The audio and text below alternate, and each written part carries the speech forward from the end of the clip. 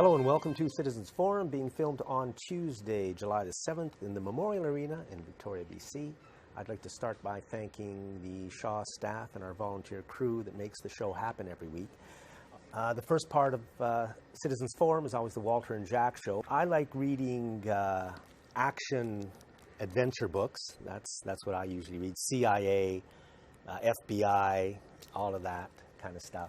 And it used to be that the enemy in these books were the commies or the Nazis. But in many of the books you pick up now, the enemy has become the Muslim.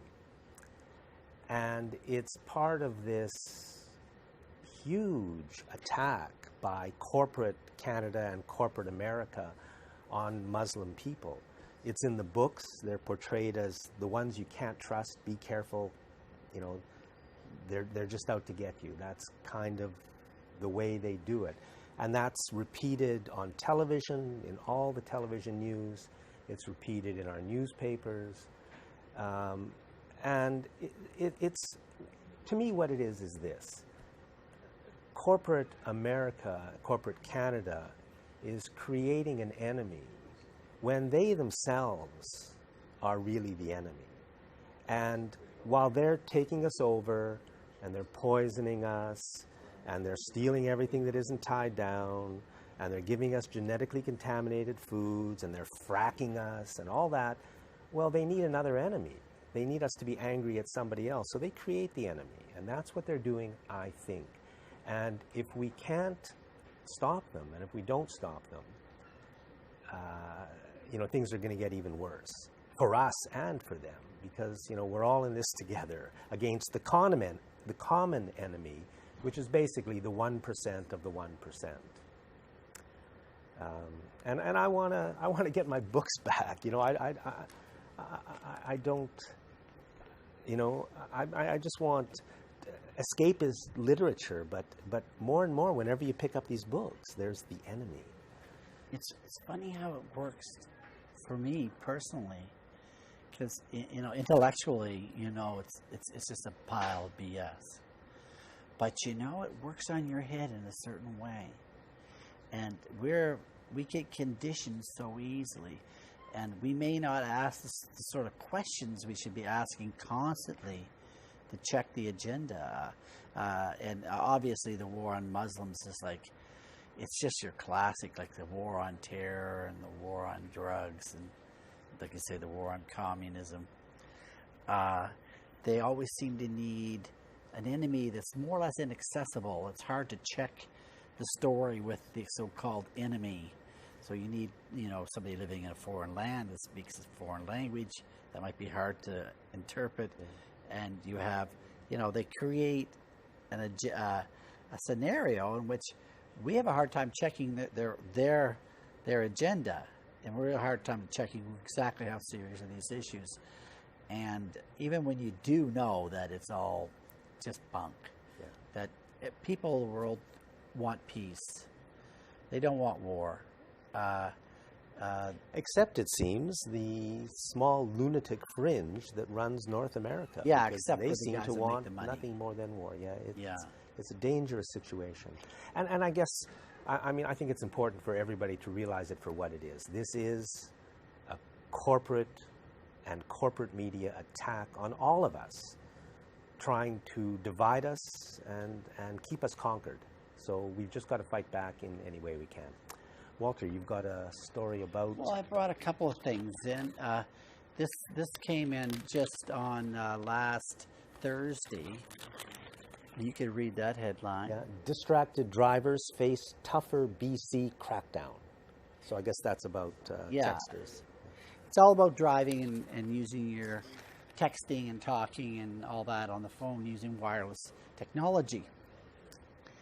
I spent a lot of time looking into this particular issue because it has a lot to do with the work I do.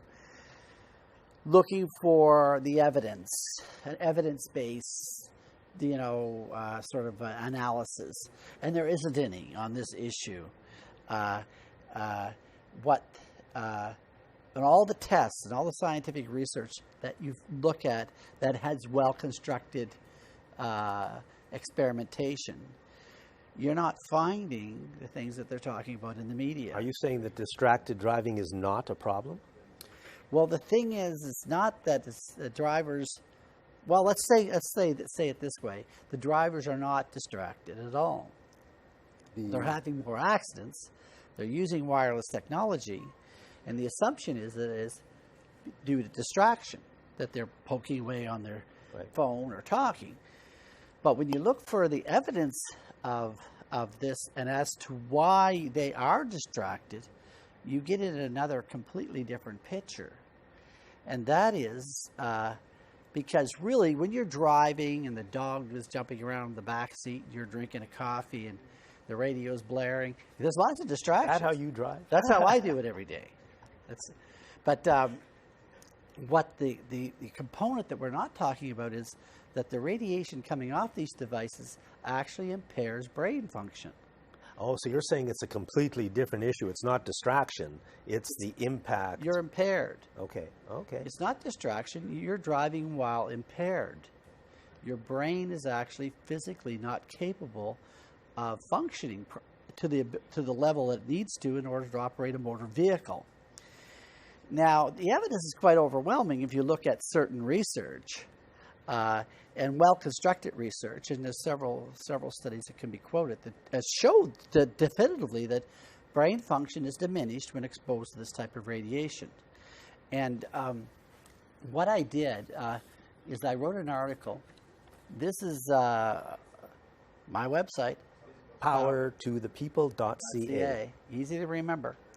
And on the website, I go into detail about brain function and how brain function is impeded by radiation. But in terms of let's stop it, let's increase the penalties, I mean, both are the same. It doesn't matter. Let's increase the penalties. Let's stop people doing this.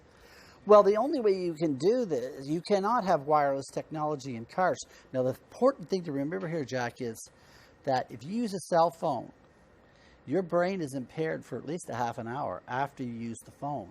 Your motor abilities are diminished. Your abilities to perceive activity is diminished. So, I mean, people are using their cell phones 15 times in half an hour. So what does that mean? Well, they are living and they're phased out.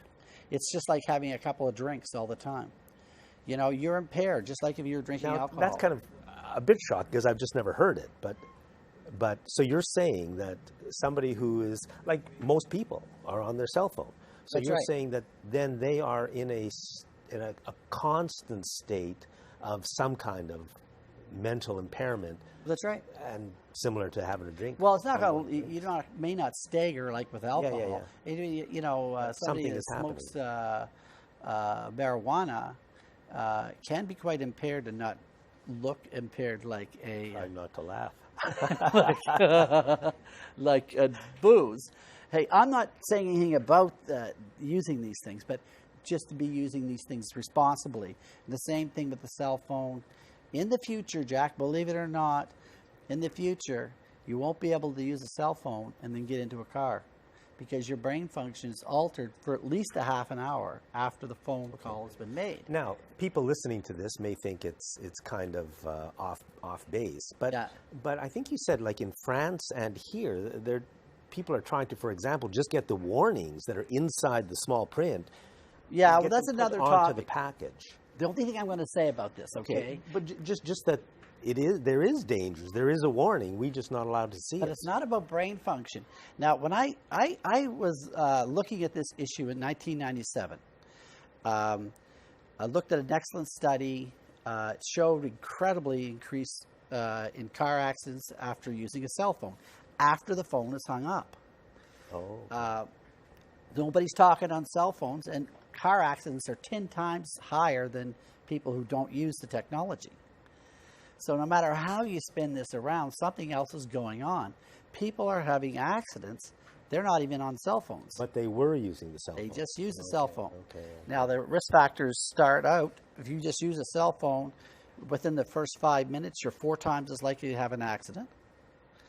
And it diminishes up to twice as likely up to around 20 minutes, and it diminishes out at around a half an hour. the thing to remember here is that the chances of having an accident are higher right after you use the phone. Then when you're using it. Well, when you're using the phone, you're also as likely or more likely. Now, there's a couple of other cases where they looked at hands-free users were having 50% more accidents than handheld users. So if somebody was driving and was talking on a phone, hands-free, 5 minutes after the conversation, they were 6 times as likely to have an accident. Yes, now, I know you make the point that hands-free should also be removed because absolutely. Yeah. And the police chiefs wanted that when they pushed the government to make this illegal. Well, hands-free people are exposed to more radiation. Yeah. Their brain is exposed to more radiation in the car than a handheld phone. This is an anomaly of the technology, but there's more radiation in the compartment of the car. Now, if you are, say, under 18 years old, your likelihood of having, in the same scenarios, the likelihood of having an accident are 10 times higher. So when we're talking about accident rates that kill tens of thousands of people worldwide every year, then it's approaching to be the #1 cause of death in automobiles worldwide. And there you go again. I mean, this information is like, it's like breaking news here on Citizens Forum because you never hear about it. Yeah. We're focused so much on preventing terrorism, right? While the corporations are killing us by the thousands. Prove me wrong. And the thing is, and this is what I thought about this because I wrote this article a few months ago and I sent it out to researchers. I sent it out to people who were involved in this issue. Only a couple of people responded. Very few people responded in a positive way. Nobody tried to take it on. Nobody tried to say, no, you interpreted this wrong. You interpreted this information wrong.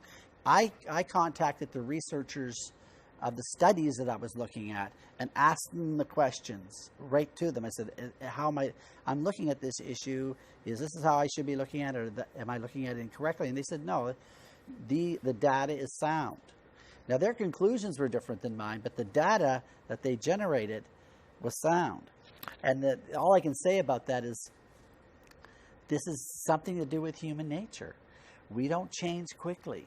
No, we don't. Even people who you'd think would really grab hold of this information and go for it, like this is groundbreaking, aren't doing that. Well, I think the whole issue of cell phones in cars, I mean, the industry is huge, and they have a lot of weight with the politicians, and they own a lot of the media, so it's pretty tough to beat them.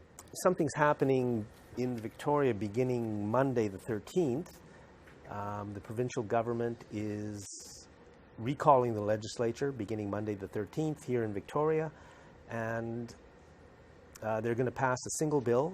The government hopes to do it within 1 to 2 weeks. It's a very, very important bill.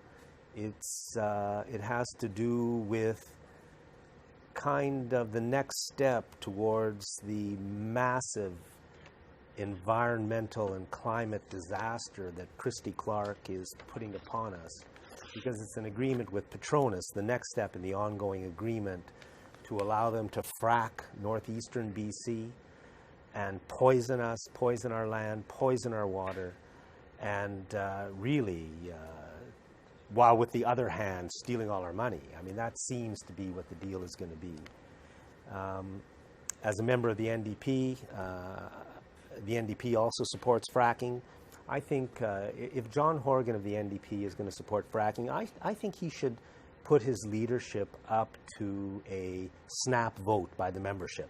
Because I'm a member of the NDP, and I completely disagree with this. And I don't know, I mean, if I'm alone or if I'm in a minority, then okay, carry on. But if most of us think that fracking is poisonous and don't want to do it, then the NDP should be speaking out against it. And if you're not, then step aside and let democracy step forward. It's the agreement is a disaster. It's kind of unprecedented in Canada because they are basically agreeing that the royalties and the taxes that are set out in this deal cannot be changed for some 25 years. So it's a situation. but no different than so many other crazy situations in our society. Jack, I mean, this is your classic liberal NDP coalition government decision. And John Horgan, I listened very carefully to him on the radio today, on the CBC, and he was saying that he, on the evidence he's seen so far, this is a bad deal for British Columbians, and Christy Clark is basically locking us into a bad deal for a lot of years. That's just about new. I think it's the first time I heard him say that, but he may have said it before. This is pretty late in the game to start coming up with language like that. Well, they're just saying that the numbers could be better. You know, we could charge more royalties, and we could charge more taxes. So they're going to fight with the Liberals on that basis, and you know, it'll be a big thing. But it's a done deal. But it's also a fake battle. Yeah. If there's any concessions, probably already decided on. And as you say, they're building Site C Dam, or want to build Site C Dam to send all that power up north for the fracking fields.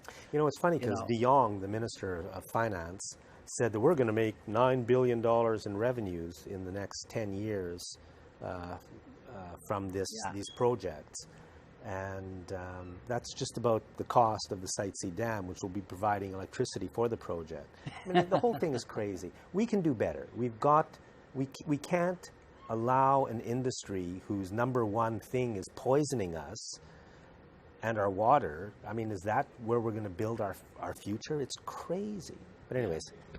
The Liberals have always had an agenda. They run roughshod over the environment. They give it all away to the corporations. We already know that.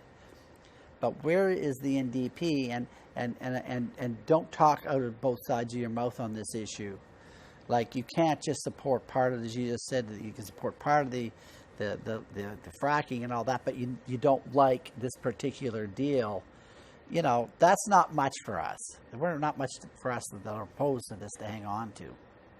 No, there's very little for us to hang on to. You know, the whole country is really under corporate attack. I mean, I don't know what else you can say about it. You know, with what's happening in Greece, we shouldn't think that Canada couldn't be next, because I think what's happening in Greece is sort of a, you know, it's a financial assault. They want to privatize the nation and impoverish the people. And the Greeks are fighting back. They may be looking for more fertile land. And I recommend the book Confessions of an Economic Hitman to look at how Greece got into trouble. 4/5 of their debt is owed to the IMF and the World Bank, which is loan shark banking, is what this stuff is. And it's designed to drive national economies into the ground.